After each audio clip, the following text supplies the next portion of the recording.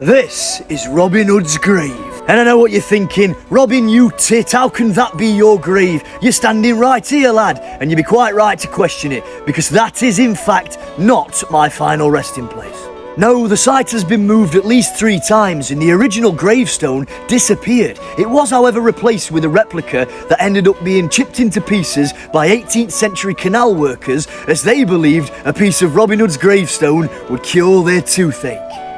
And that broken slab was eventually replaced by a 19th century engraving. Here underneath this little stone lies Robert Earl of Huntingdon.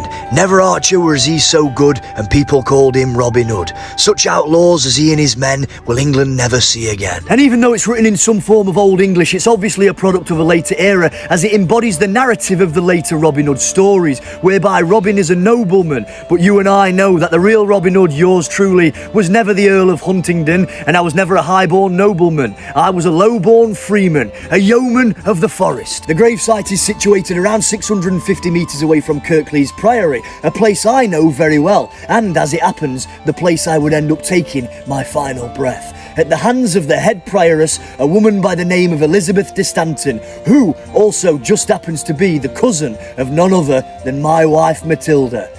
What a bitch, eh? Always knew she didn't like me.